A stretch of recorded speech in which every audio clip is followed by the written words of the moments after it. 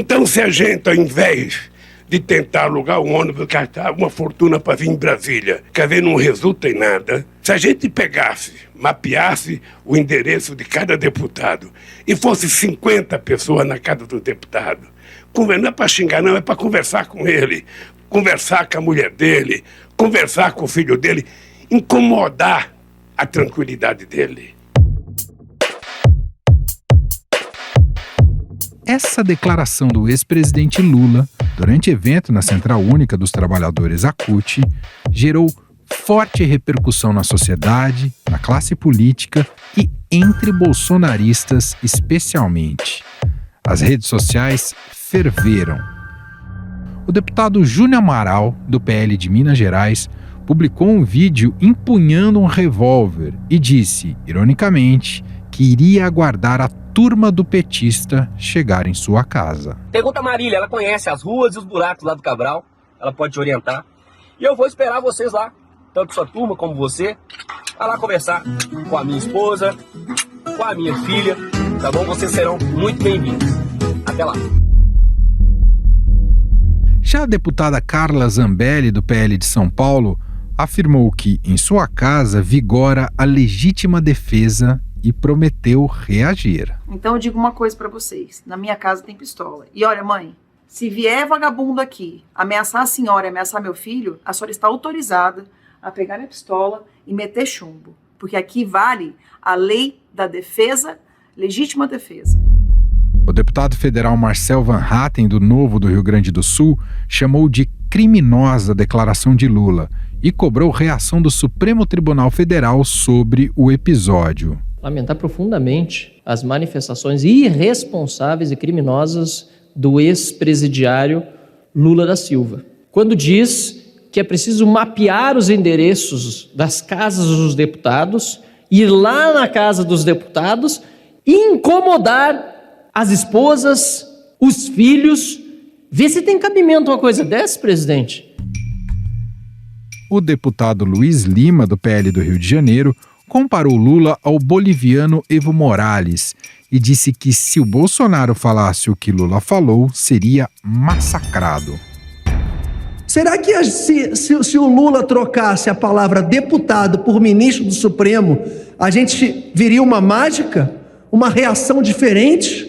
Quando um ex-presidiário condenado a 12 anos e 11 meses pode participar de eventos, pode fazer propaganda política, pode se candidatar a presidente e pode incentivar o terrorismo.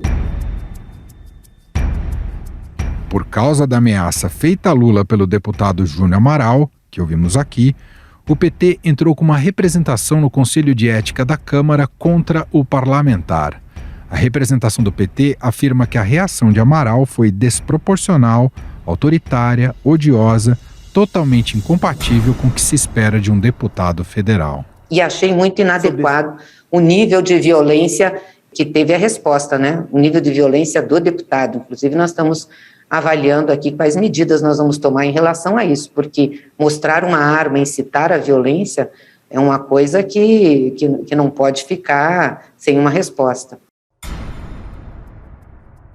O PT ainda defendeu a declaração de Lula dizendo que foi democrática e que o ex-presidente somente reforçou os mecanismos que os cidadãos dispõem para pressionar representantes populares. Em nota, o deputado Amaral afirmou que seu vídeo foi uma resposta à ameaça que Lula fez aos deputados. No entanto, este pode ter sido um estopim para algo mais preocupante, o enfrentamento físico entre bolsonaristas e petistas. O clima de animosidade vai se intensificando conforme o pleito de outubro se aproxima e novos números de pesquisas vão saindo. O ex-presidente Lula, do PT, lidera com 44% das intenções de voto. O presidente Bolsonaro, do PL, em seguida, com 30%. Na sequência, aparece Ciro Gomes, do PDT, com 9%. Junto com esse episódio, uma outra fala de Lula também despertou o ódio dos bolsonaristas. Em um debate promovido pela Fundação Perseu Abramo, o ex-presidente defendeu a legalização do aborto. Aqui no Brasil, por exemplo, Martim, as mulheres pobres, elas morrem tentando fazer aborto porque é proibido, o aborto é ilegal. Quando, na verdade, deveria ser transformado numa questão de saúde pública e todo mundo ter direito e não ter vergonha. A ex-ministra da Mulher, Família e Direitos Humanos, Damares Alves, do Republicanos do Distrito Federal, disse que a pauta do ex-presidente sempre foi a cultura da morte. Deputados federais evangélicos também ampliaram o coro contra o ex-presidente, como é o caso de Marco Feliciano, do PL de São Paulo. O deputado pastor Marco Feliciano também criticou nas redes sociais. Ele disse, abre aspas, acredito que pela primeira vez vi o Lula de quem sempre falei, Lula para maiores, apoiando o aborto e convocando os seus para intimidarem parlamentares contrários ao seu comunismo. O ex-rei ficou nu, fecha aspas. O pré-candidato do PT à presidência classificou o debate atual, promovido pelo governo sobre família e valores, como algo muito atrasado e utilizado por um homem que não tem moral para fazer isso. Essa pauta da família, a pauta dos valores, é uma coisa muito atrasada. E ela é utilizada por um homem que não tem moral para fazer isso. Ele não cuidou dos filhos dele com educação para falar da questão moral, da questão da família. O comportamento dele com relação às mulheres não lhe dá o direito desses valores. Antes mesmo de assumir o cargo no executivo, Bolsonaro levantava a bandeira da proibição do aborto no país com forte teor religioso. Durante o mandato, o tema foi intensificado em seus discursos e defendido no pacote de pautas de costume do presidente, como forma de fidelizar o apoio dos evangélicos, uma de suas principais bases eleitorais. Não contaria nunca com o meu voto uma proposta nesse sentido. Mais ainda, caso fosse presidente, como sou agora, se porventura a Câmara e Senado aprovarem uma ampliação do aborto, nós aqui vetaríamos uma proposta nesse sentido. Nas redes sociais, é comum encontrar falas fortes por parte de quem não concorda com a ideia. Trajetória de vida da esquerda, dos petistas, do Lula, é destruir a família. Ele acabou de admitir isso. O objetivo da vida dele é destruir a família. A metralhadora retórica de Lula ainda produziu outras polêmicas nessa semana, como quando chamou a elite brasileira de escravista. Aí a gente entra na questão do preconceito racial. É importante você sair daqui, que aquilo que você viu no museu é um retrato do que pensa a elite brasileira. Ela é escravista. Nós temos uma classe média que ela ostenta um padrão de vida que em nenhum lugar do mundo a classe média ostenta. Afinal, o quanto esses temas mais sensíveis podem estimular a violência entre lulistas e bolsonaristas? O Lula, que tenta se vender como moderado, é só uma jogada eleitoral?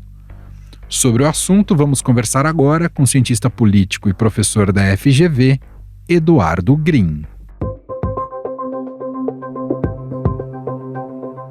Olá, professor, tudo bem? Seja bem-vindo mais uma vez. Olá, Emanuel, como vai? Um prazer estar com você mais uma vez aqui no podcast do Estadão. Professor, bom, essa foi uma das polêmicas que mais agitaram a semana, as declarações do ex-presidente Lula. Teve aquele timing que a gente conhece, que não foi uma reverberação imediata às declarações, teve o tempo para que isso caísse nas redes. Bom, para muita gente, das análises que saíram até aqui, de quem atua na política, houve um erro de cálculo político do Lula, né? Porque ele teria, nessas declarações, dado margem para energizar a base bolsonarista, seja na própria agenda política, eleitoral, seja na agenda moral. Mas também há uma contradição aqui de quem disse isso, professor, porque havia uma certa cobrança já ouvida por muita gente, também defendida em muitas publicações, para que o Lula colocasse mais seu bloco na rua já nesse período de pré-campanha, que ele estaria muito silenciado. E aí quando faz, né, quando justamente faz um ato, né, que está envolvido nessa pré-campanha, ainda que escorregue muito feio em algumas das declarações, há quem diga que ele errou. Bom, eu fiz toda essa introdução aqui, mas o que eu queria te ouvir inicialmente é: a gente pode olhar para esse episódio como uma espécie de abre alas simbólico de como será a dinâmica da campanha e da polarização nessas eleições? Porque a gente pode dizer que será muito mais um jogo de anulação do que de assertividade, professor? Bom, Emanuel, eu acho que o episódio ele é muito simbólico por alguns aspectos, alguns você muito bem mencionou. Em certa medida, eu acho que nós podemos dizer, sim, que esse episódio dá um pouco o tom da campanha, e eu me permito, então, adendar algumas questões a que você comentou dentro dessa perspectiva. A primeira questão é que talvez Lula ele tenha exagerado o tom em qual dimensão. Lula está buscando construir um equilíbrio político a partir do amplo leque de alianças que o apoia. E uma das bases sociais que o apoiam são os movimentos sociais, ou de maneira mais específica, o movimento sindical, que foi lá na CUT que ele fez essa declaração sobre a pressão, inclusive na casa dos parlamentares.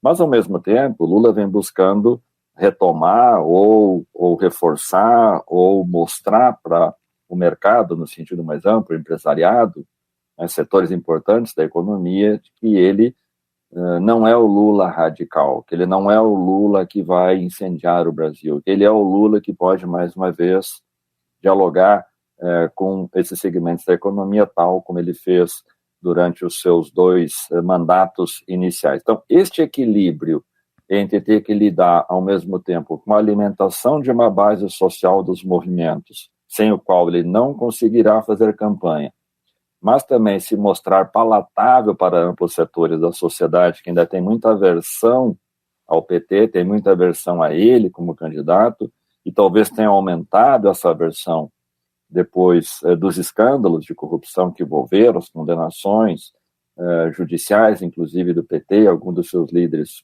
pelo mensalão e pelo esquema conhecido como do Petrolão, Lula vai ter muita dificuldade de produzir esse equilíbrio. Então, quando ele faz uma declaração como essa, que serve para alimentar uma base social importante, ela repercute negativamente do outro lado do espectro da sociedade e pode, eventualmente, suscitar algum tipo de desconfiança do tipo: qual é mesmo o discurso de Lula que está valendo?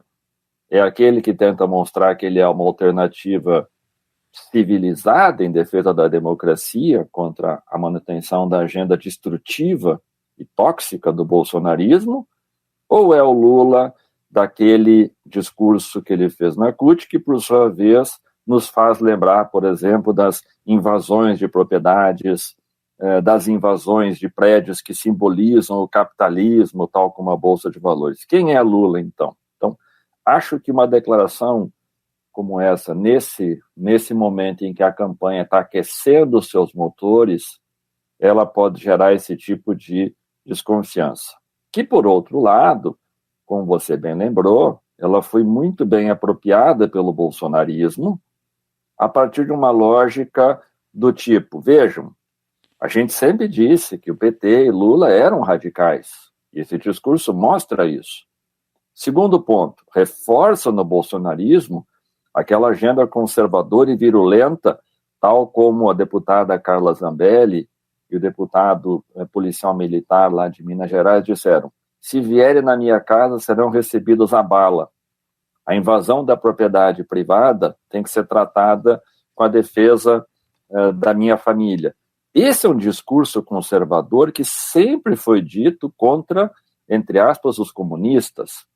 São os comunistas que querem tirar a tranquilidade da minha família, querem invadir o meu lar, e, portanto, ao fazer esse discurso, Lula acabou dando, sim, muita pólvora e muita munição para essa agenda mais voltada à defesa do uso do armamento, da violência, que é típica da base social bolsonarista.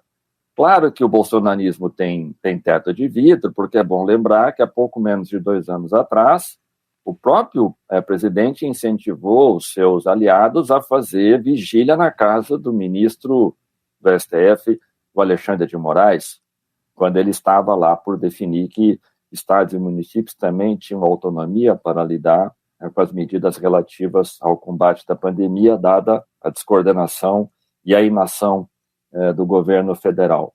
Mas isso foi esquecido agora pelo bolsonarismo, portanto, mostra que Há uma enorme contradição. Mas o importante desse episódio é qual? É que Lula, ao adotar esse tipo de discurso, ele legitima esse tipo de conduta que o bolsonarismo vem tendo, de fazer esse tipo de vigília física e virtual contra os seus oponentes.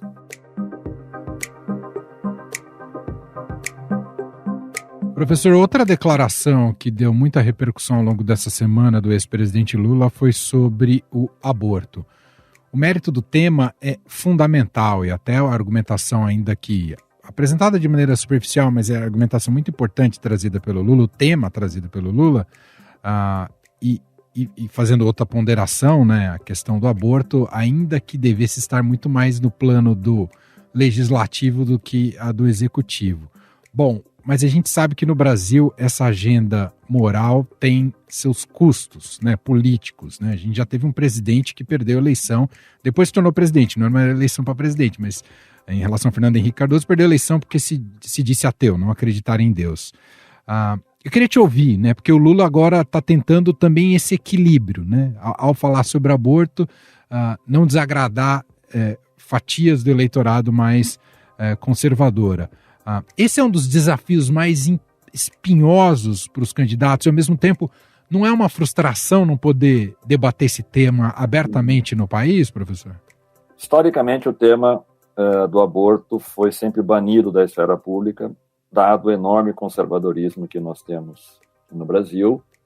Ele é um tema que não consegue ser tratado como uma questão de saúde pública, que é assim que ele deveria ser compreendido, dado os enormes prejuízos que ele causa, sobretudo para mulheres que acabam tendo que fazer a escolha de um aborto clandestino em condições muito ruins, com sequelas e eventualmente até mortes, o custo que isso tem para a saúde pública, para dizer o mínimo. Então, o tema fica interditado moralmente. Acho que Lula, ao ter dado esse discurso, dizendo que as mulheres deveriam ter a possibilidade de fazer a escolha, a meu juízo mostra que Lula ainda está tateando um pouco com quais públicos ele vai conversar e que tipo de discurso ele vai dar. Ele está fazendo um processo de testagem para saber, nesse test drive aí da campanha, ele está no test drive ainda da campanha, como é que o discurso vai encaixar. Um sintoma de que o discurso, a meu juízo, não desceu bem foi o silêncio de Alckmin, seu provável vice-presidente na chapa, que, como nós sabemos, é um católico conservador contrário ao aborto. E Alckmin tem seguido várias declarações do presidente Lula e depois confirmado tais declarações. No caso do aborto, Alckmin silenciou.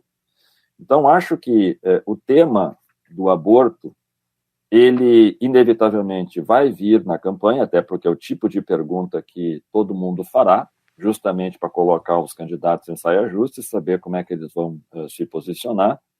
Mas eu acho que, politicamente falando, vai ser difícil, inclusive para a aliança de Lula com Alckmin, ou da aliança do Lula com o PSDB, ou da aliança com o Lula com outros segmentos da sociedade que não partilham dessa mesma visão, que esse seja um tema capaz de ganhar musculatura política na sua campanha, né?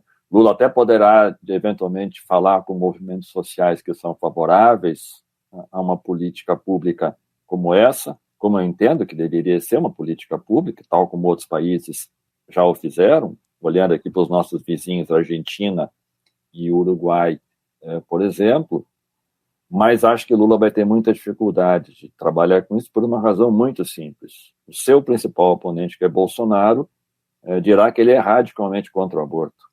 E todos os evangélicos e as igrejas pentecostais que estão aliadas ao presidente Bolsonaro, que tem muita penetração no eleitorado de baixa renda, que votam em Lula, vão explorar isso de maneira muito, muito clara para tentar retirar votos de Lula. Então, pela lógica do pragmatismo eleitoral, eu entendo que, mais uma vez, eu estou dizendo mais uma vez porque não é a primeira eleição no qual esse tema ele é muito difícil de ser debatido, mais uma vez, esse é um tema que, infelizmente, não será tratado com a seriedade que ele merece no Brasil, pelas razões do contexto eleitoral que, acredito eu, vão forçar Lula a moderar esse discurso ou eventualmente adotar um discurso do tipo, entendo que é importante e tal, vamos debater isso com a sociedade quando o nosso governo for eleito, ou seja, né, criar uma alternativa que dá uma resposta, mas ao mesmo tempo não assume compromisso nenhum.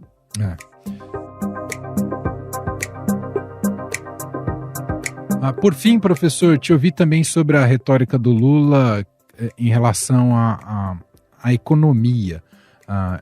E é uma retórica que não é de hoje, não carrega novidades. A gente conhece muito isso do Lula, de vilanizar a elite da sociedade brasileira, ainda que ele tenha compactuado muito com ela quando foi presidente.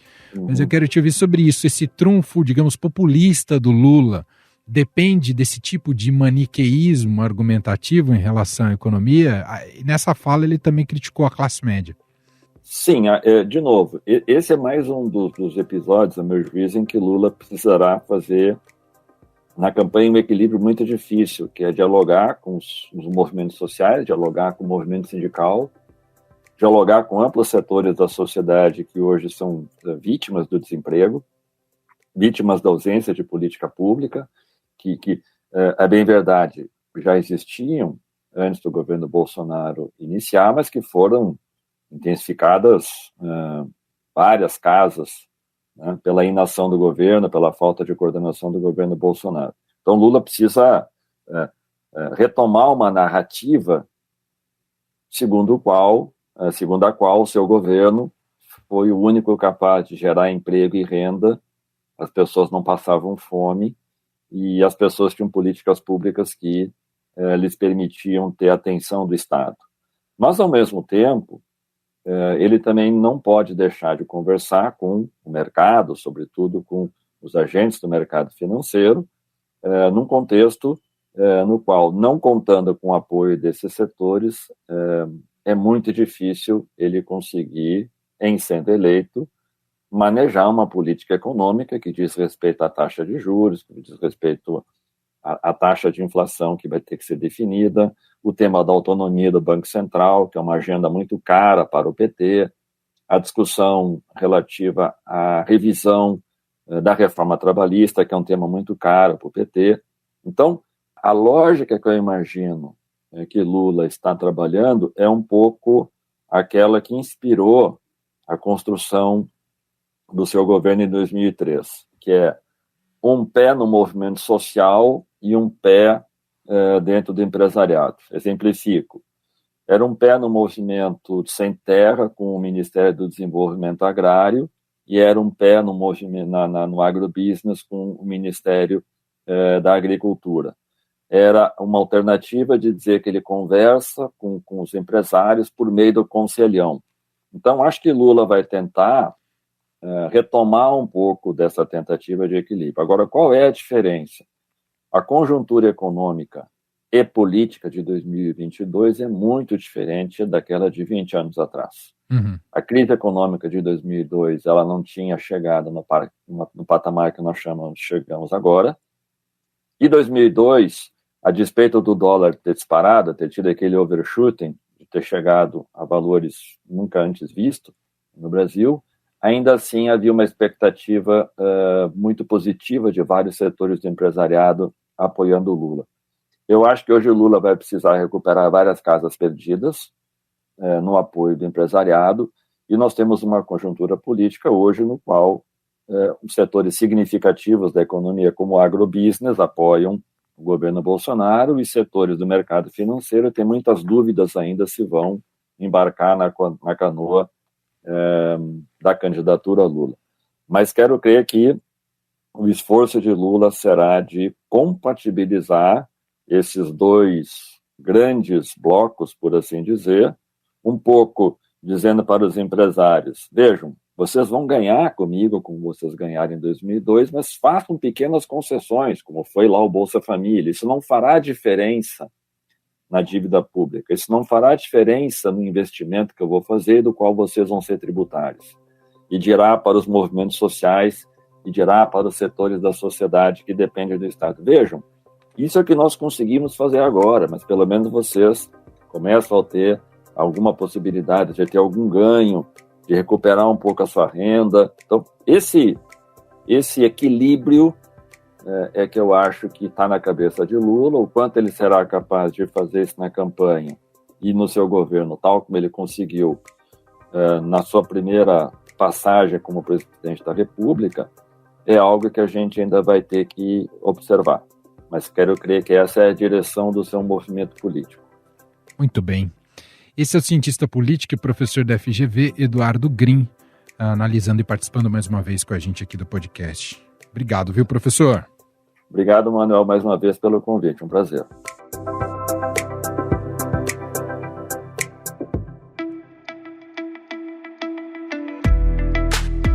Este foi o Estadão Notícias de hoje, sexta-feira, 8 de abril de 2022. A apresentação foi minha, Emanuel Bonfim. Na produção, edição e roteiro, Gustavo Lopes, Jefferson Perleberg e Ana Paula Niederauer. A montagem é de Carlos Valério. Escreva pra gente no e-mail podcast@estadão.com. Um abraço para você, um ótimo fim de semana e até mais.